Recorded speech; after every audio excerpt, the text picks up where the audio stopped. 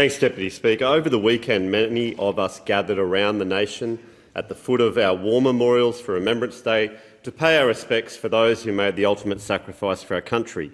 We gathered in these places to acknowledge the price paid for the freedom that we live here and Australians enjoy every day.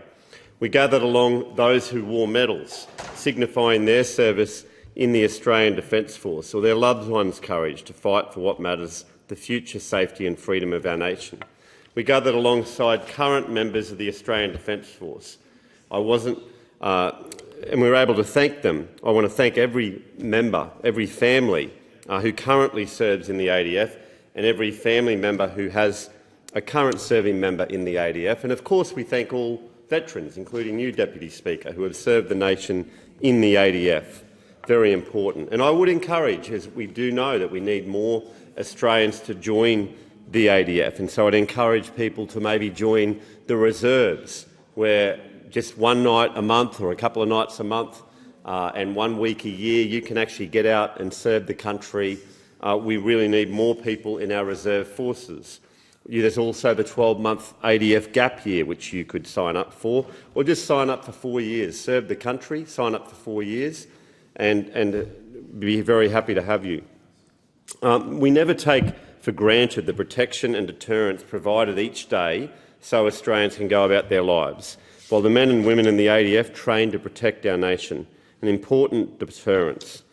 But the challenge before us, as the sun sets on another Remembrance Day, will be for us to do our part in ensuring Australia remains the best country in the world for our children, their children and future generations of Australians, so that they all have a positive future.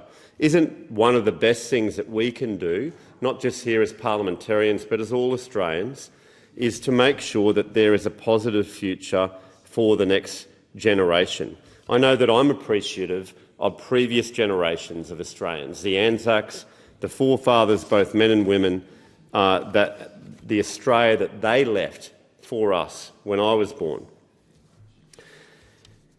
And this rests, of course, not just with us, but it rests with all Australians. And that's really important, to make sure that we invest in the next generations of Australians. As a child, I grew up being taught the value and gift that our democratic system of government provides. My mother taught me values, and a parent's responsibility is essential. A childhood where we learnt that we might disagree with others, but that at the heart of our humanity we have more in common with our fellow man than what actually divides us. And I was taught that respect and honour for fellow man was a choice that we make, to rise above division, to listen, to value and protect. And I was taught this is what it means to be Australian. A culture of freedom, freedom of speech, freedom of expression, freedom of religion and faith and movement, a country built on ideals that unites us and builds us into a stronger country.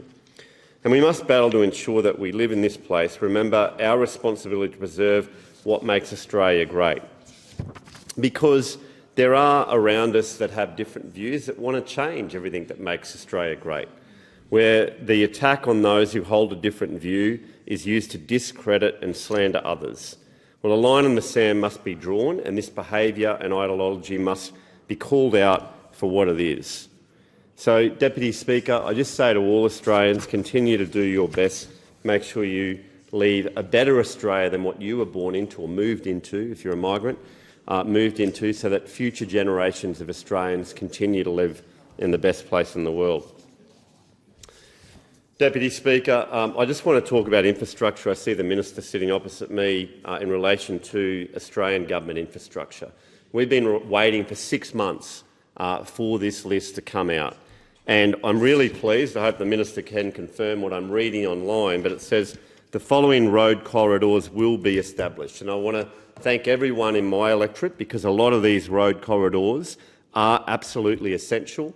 These projects were announced by the former coalition government in late 2018, 2019, and from what I can see, they're all going to be retained. The Gateway Motorway, Bracken Ridge to the Pine River, the Gateway Motorway, Dolly's Rocks upgrade and the on and off ramps, and most importantly the Linkfield Road overpass and the Beans Road overpass.